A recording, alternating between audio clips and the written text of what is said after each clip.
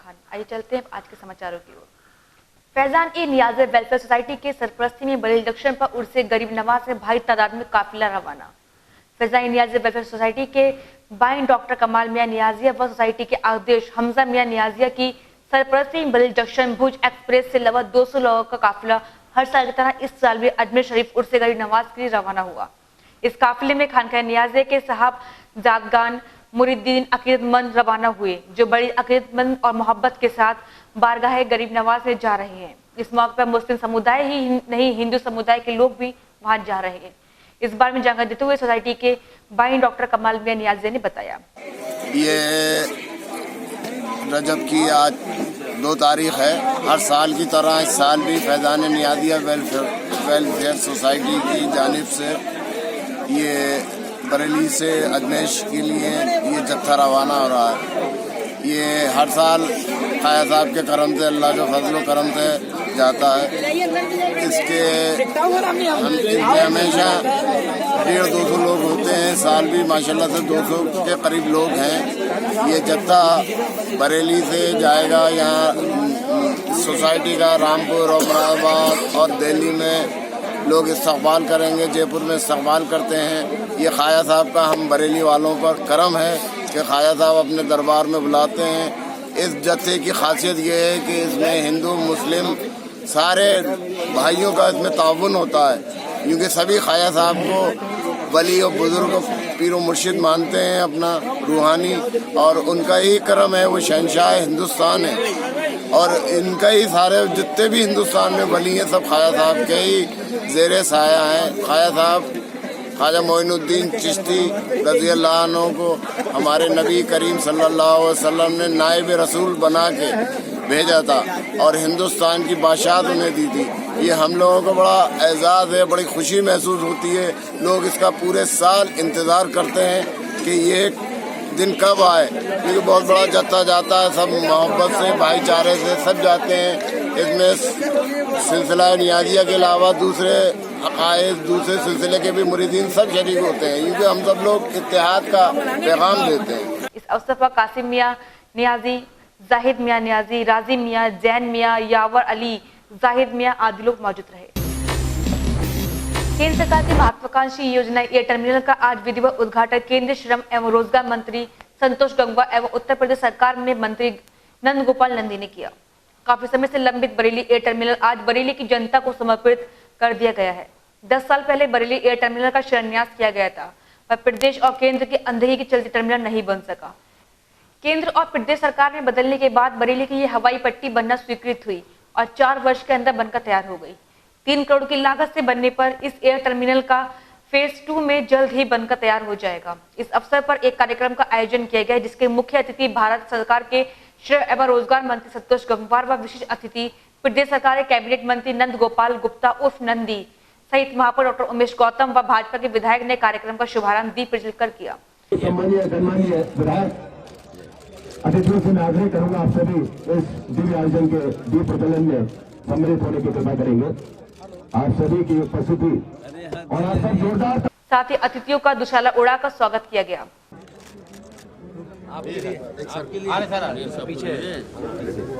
Mayor साहब का स्वागत अभिनंदन बुके देकर यहाँ पर करते हुए शॉल उड़ाकर अभिनंदन। राजीव पुरुषोत्तम जी प्रोजेक्ट डायरेक्टर, श्री भवनलाल मौर्य जी का शॉल उड़ाकर अभिनंदन। हमारे छोटे विधायक भोजपुरा से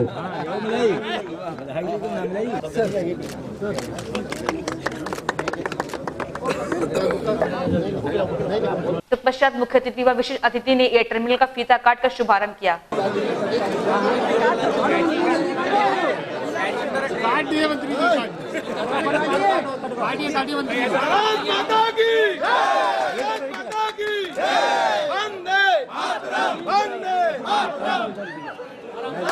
इस बारे में जानकारी देते हुए नागरिक उड्डयन मंत्री नंद गोपाल नंदी ने बताया, इस अवसर पर केंद्रीय नागरिक उड्डयन मंत्री सुरेश प्रभु ने बरेली की जनता को फोन के माध्यम से संबोधित भी किया।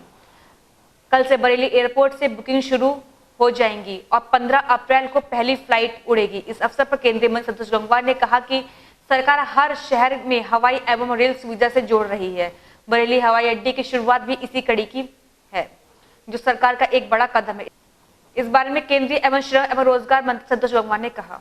वास्तव में बरेली में ये मांग लंबे समय से थी और हम धन्यवाद देंगे आदरणीय प्रधानमंत्री जी को कि हमें डर ये लग रहा था कि कहीं आज ये घोषणा ना हो पाए, पर हमारी इस बात को आदरणीय प्रधानमंत्री जी ने कल समझा और कल की अपनी सभा में इसके घोषणा की। आज यहाँ पर उसका कार्यक्रम हुआ है।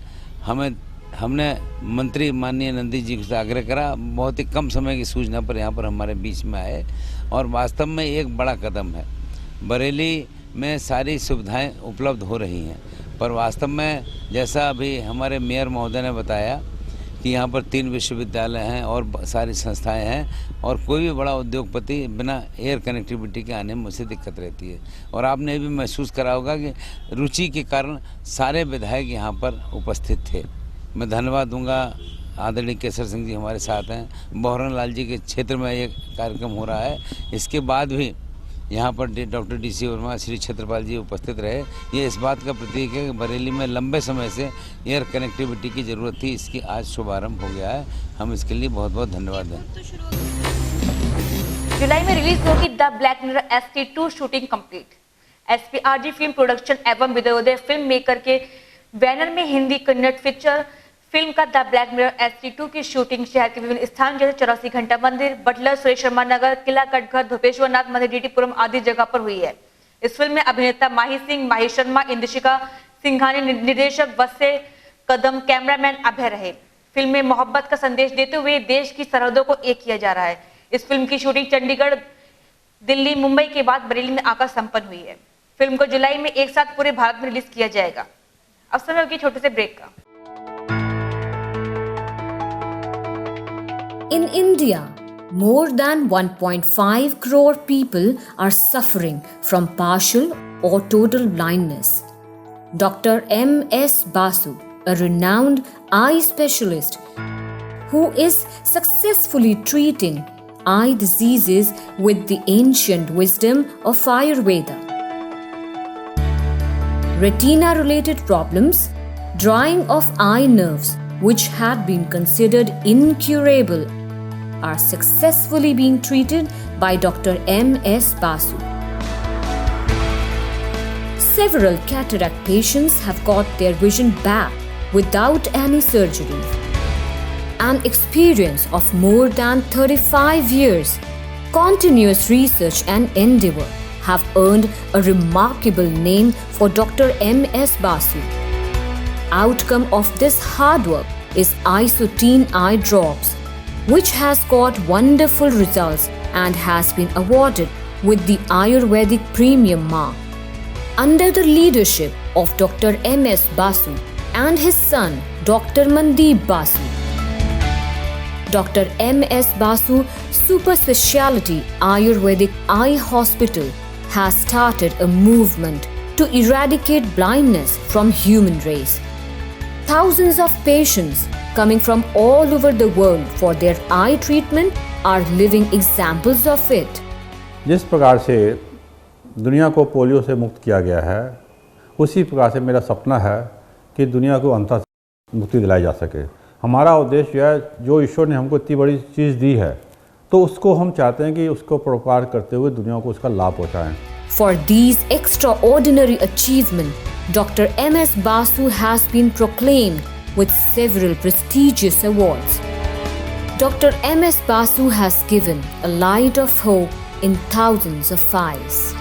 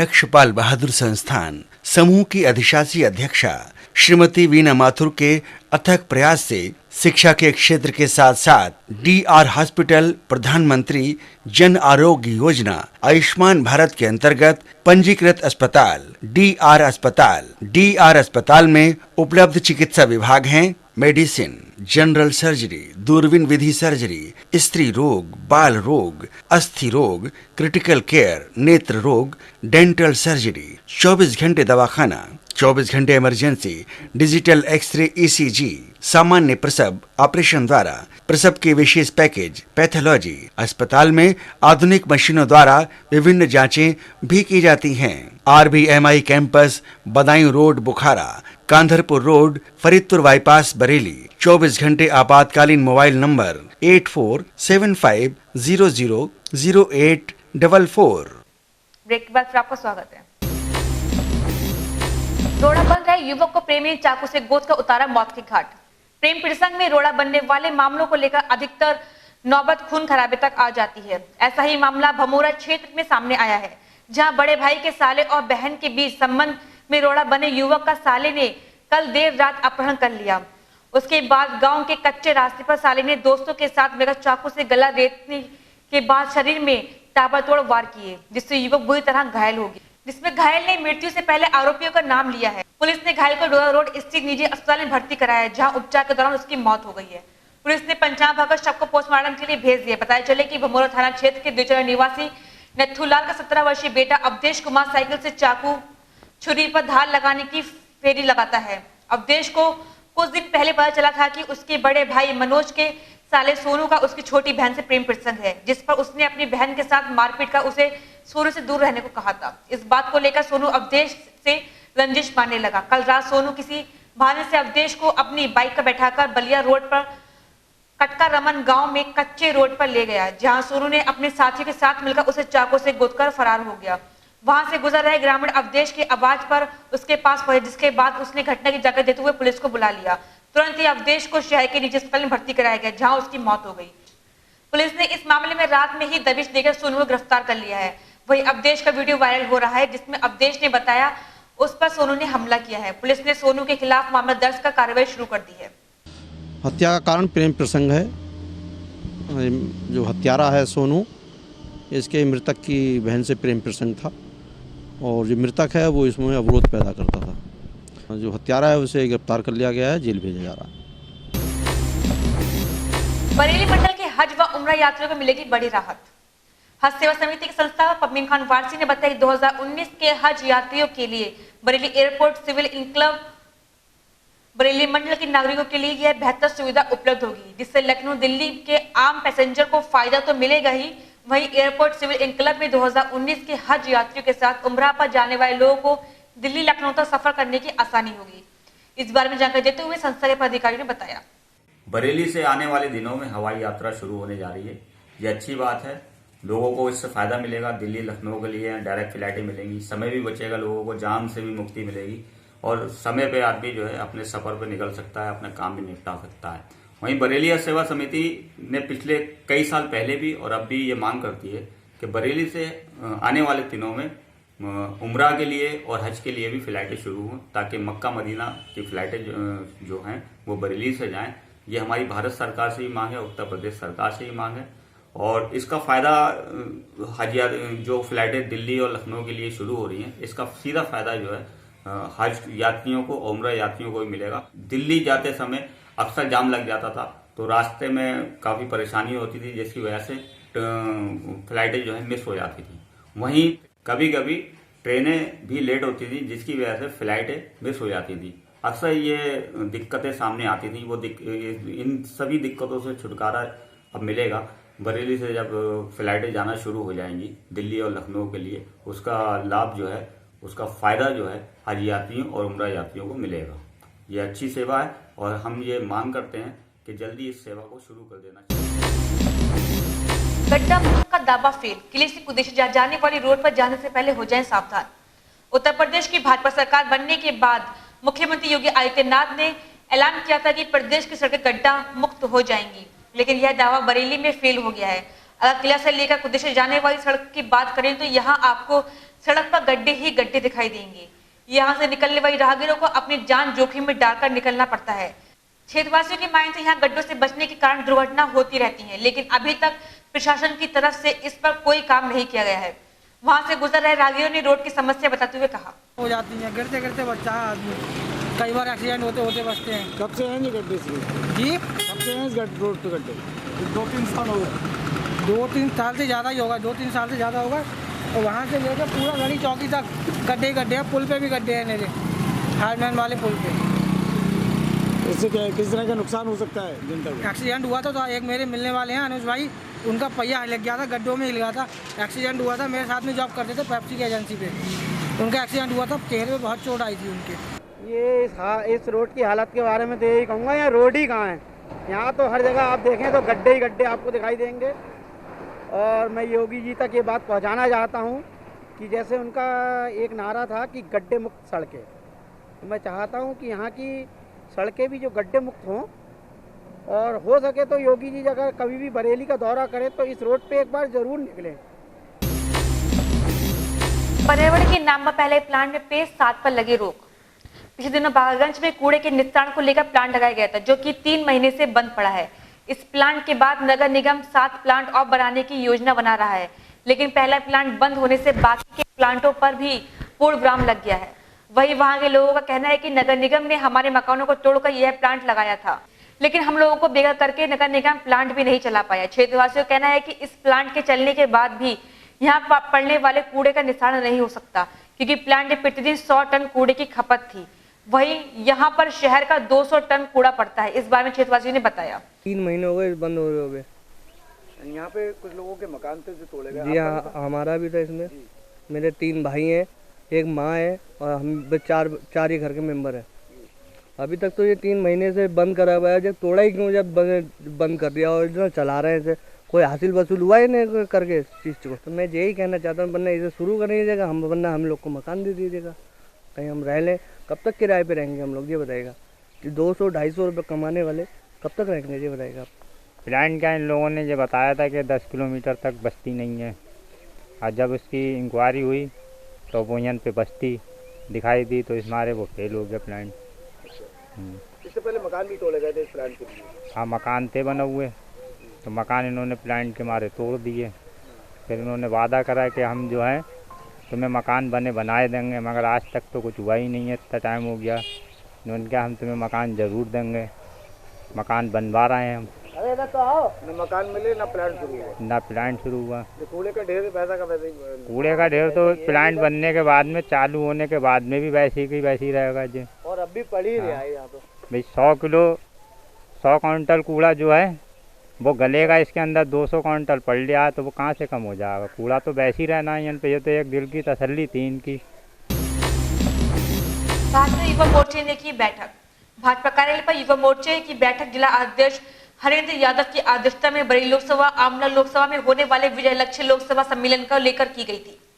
बैठक में हरेंद्र यादव जिले के पदाधिकारी व मंडल अध्यक्ष से कहा कि सभी सम्मेलन को सफल बनाने के लिए एक सेक्टर स्तर से युवाओं की संख्या को लाना है, कि इससे उन युवाओं को हमारी सरकार की योजनाओं के बारे में बताया जा सकेगा। इस मौके पर जिला उपाध्यक्ष एवं युवा मोर्चा प्रभारी आदेश प्रताप सिंह, मुकेश राजपूत, विभुआ शर्मा, देवेंद्र सक्सेना, सचिन आदि लोग मौजूद रहे।